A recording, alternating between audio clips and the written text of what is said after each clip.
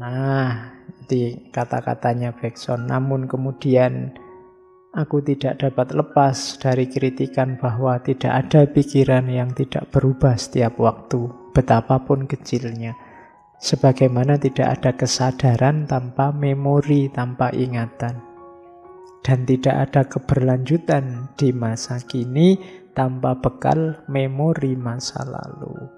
Jadi semua masa lalu, masa kini, masa depan itu ngumpul jadi satu dalam dirimu. Itulah namanya durasi.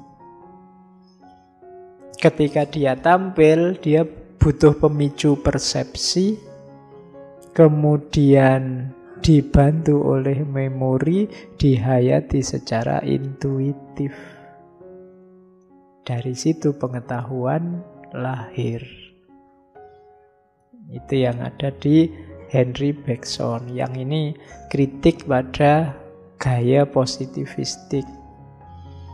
Ada yang bilang Henry Bergson ini kok kayak anti-intelektualisme. Kalau jawabannya Bergson ya bukan anti-intelektual, tapi melengkapi gagasan-gagasan sebelumnya tentang intelek dan pengetahuan. Karena teori-teori sebelumnya itu kurang lengkap. Oke, terus. Nah, intuisi tadi pada akhirnya merupakan alat untuk menjangkau yang hakiki, hakikat. An absolute can only be given in an intuition, while all the rest has to do with analysis. Yang absolut, yang hakiki hanya bisa diberi, ditangkap lewat intuisi. Sementara semua yang lain itu pakai akal bisa, dia butuh analisis. Apa sih intuisi itu? We call intuition here the sympathy by which one transported into the interior of an object. Jadi intuisi itu orang menghayati. Menghayati itu apa sih? Memasukkan barang yang dibaca ke dalam diri. Jadi, atau bahasa lainnya mengalami, bukan membaca. Dari situ lahir pengetahuan intuitif. Makanya disebut pengetahuan langsung. Jadi intuisi itu datanya langsung muncul dalam dirimu karena kamu ngalami sendiri. Tanpa harus kamu cari keluar.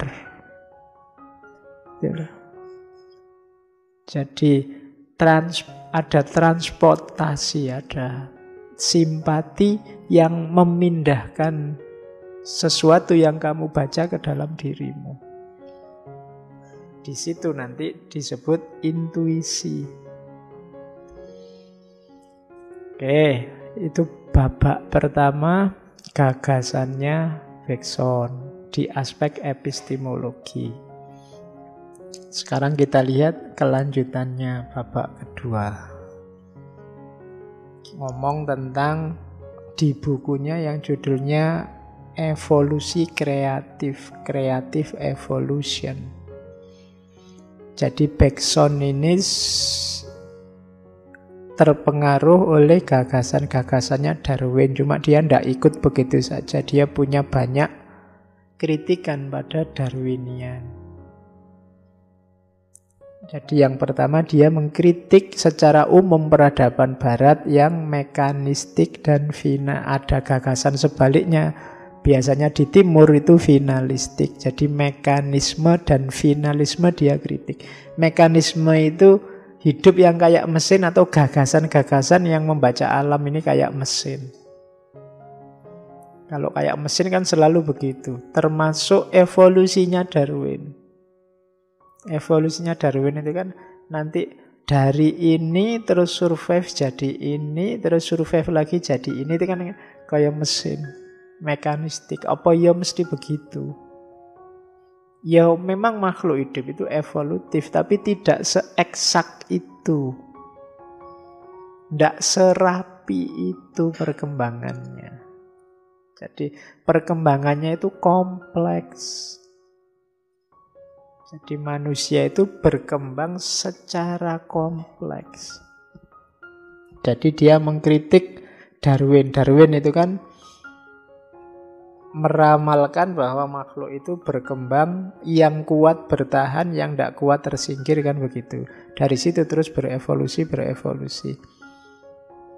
Nah, kalau versinya Bergson tidak sesederhana itu. Evolusi itu kompleks. Evolusi itu bisa A, bisa B, bisa C, bisa D.